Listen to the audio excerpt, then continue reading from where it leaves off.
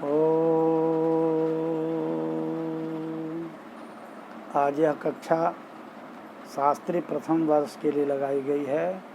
जो छात्र शास्त्री प्रथम वर्ष में व्याकरण विषय न लेकर साहित्य आदि विषय लेकर पढ़ रहे हैं, उनका अनिवार्य प्रथम पत्र संस्कृत व्याकरण है, जिसमें लघु सिद्धांत कौमुदी पाठ्य पुस्तक निर्धारित है, जिसका संधि प्रकरण, समास प्रकरण और कारक प्रकरण विशेष रूप से पढ़ना है। तो हम लोग पूर्व कक्षाओं में संधि प्रकरण पढ़ चुके हैं, समास प्रकरण का पाठ चल रहा है। उसमें आज हम लोग तत्पुरुष समास के अंतर्गत नञ्य समास को पढ़ेंगे। आज का सूत्र है नञ्य। नञ्य एक अव्यय है। ये कहता है कि नञ्य सुपासः समस्यते। नञ्य जो अव्यय है यह समर्थ सुबंत के साथ समस्त होता है निषेध अर्थ में।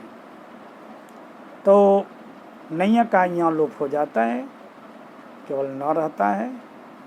अब जब समास हो जाता है तो न लोपो नञ्यः, कहता है नञ्यो नस्य लोपः उत्तर पदे। नञ्य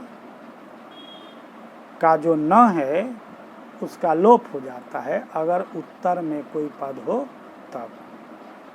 जैसे अब विग्रह देखिए, न ब्राह्मणः, यह लौकिक विग्रह हुआ, न ब्राह्मणः। अब न अब्राह्मण सु, इस अलौकिक विग्रह की स्थिति में नञ्य इस सूत्र से समास होता है।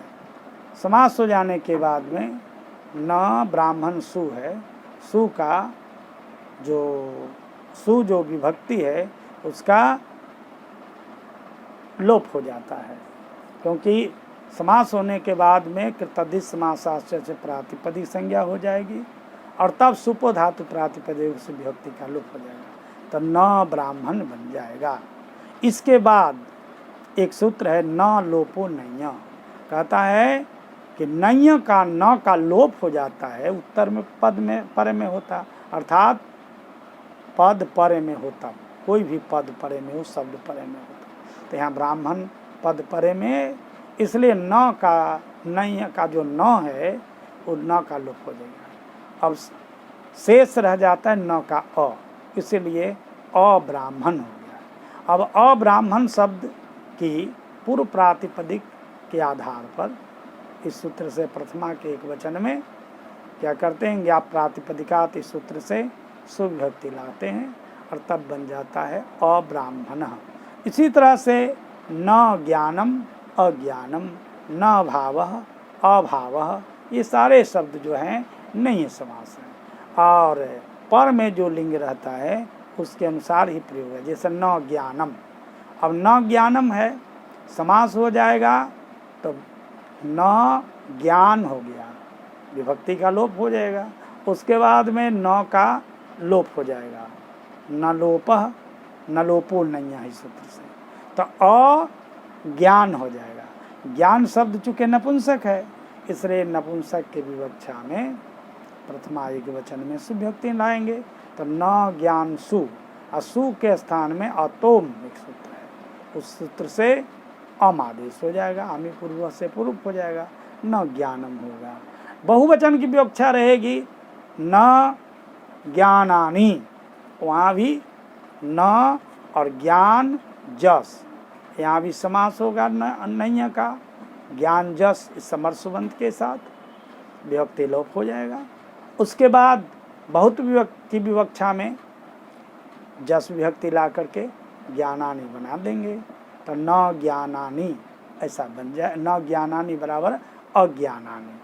तो इस तरह से देखते हैं कि नञ्य समास में नञ्य इस अव्यय का जो समर्थ सुबंत के साथ समास होता है तब न का भी लोप हो जाता है। यहाँ तो लोप हो जाता है, शेष अ रह जाता है, वही अ दृश्य होता है सब जगह।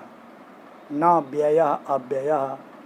अब एक बात यहाँ विशेष है, अगर उत्तर पद स्वर से प्रारंभ होता है तब वहाँ नूट के आगम होता है। कहता है तस्मा नूड अची, अर्थात यदि नय के न लोप हुआ है, अ बचा है, उस अ से परे में अगर पुनः अच हो, स्वर वर्ण हो, तो उसको नूट के आगम होता है। और नूट के आगम आद्यंतो टकितो से आगे में होगा। इसलिए अब जैसे न अर्थः, न अर्थः, यहाँ न और अर्थ सु, इस स्थिति में न इस नय का, अर्थ सु इस समर्थ सुबंध के साथ समास हुआ। समास होने के बाद कृतधित समासाश्च से प्रातिपदिक संज्ञा हो गई और सुप धातु प्रातिपदिक से व्यक्ति का लोप हो गया, तब बच गया न और थ। और उसके बाद न को चूँकि न लोप नहीं है, कहता है उत्तर पद परे में हो तो नैया का न लोप होता है, तो उत्तर पद में अर्थ पद है तो नैया के न लोप हो गया, तो अर्थ बच गया। अब कहता है तस्मा नुड अची, तस्मात अर्थात लुप्त नकारात लोप हो गया है नकार, उस अवशिष्ट अच के बाद अगर अच परे में हो तो उस अच को नुट के आगम होता है। तो यहाँ अवशिष्ट अ है और उससे अकारादि अच आजादी अर्थ का अकार है, तो अ को नूट के आगम हो जाएगा।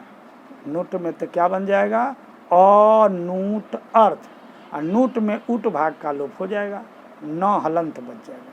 तो न अर्थ, न हलंत है, अर्थ के आकार से मिल गया, तो क्या हो गया, अनर्थ हो गया। अब अनर्थ शब्द से अगर पुल्लिंग है तो प्रथमा एक वचन की विवक्षा में सुविभक्ति ला करके अनर्थः बना देंगे। उसी तरह से न एकः अनेकः इत्यादि शब्द बनेंगे। न आस्तिकः अनास्तिकः नास्तिकः, इस तरह से आजादी पद परे में रहने पर नई समास का जो न लोप होता है उससे परे अच को नूट के आगम होता है, और तब नूट के आगम हो जाने से क्या होता है,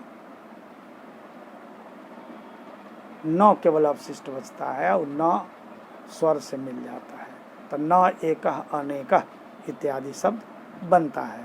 यहाँ जो है एक बात कह दें, अनेकधा, न एकधा अनेकधा, ऐसा क्यों नहीं हुआ, नायकधा क्यों हुआ, तो कहते हैं न एकधा। इस स्थिति में जो न है, इस न का सहसुपा सूत्र से समास हुआ है, तो सहसुपा सूत्र से समास होने के कारण न का यहाँ लोप नहीं हुआ, और नहीं हुआ तो न रह जाता है, और न एकधा और न घटक अकार और एकधा घटक एकार दोनों के स्थान में वृद्धि रेचि से वृद्धि एकादेश होकर के नायकधा रूप बनता है। इस तरह से हम लोग देखते हैं कि नय समास में स्वर परे रहने पर नुट के आगम होता है, अगर स्वर नहीं हो तब केवल नय के नकार लोप हो जाता है और वह और रूप में दृष्ट होता है, जैसे न भावः अभावः, न धनम अधनम, न ज्ञानम अज्ञानम, न पुरुषः अपुरुषः इत्यादि। पुनः अगली कक्षा में मिलेंगे। ओम।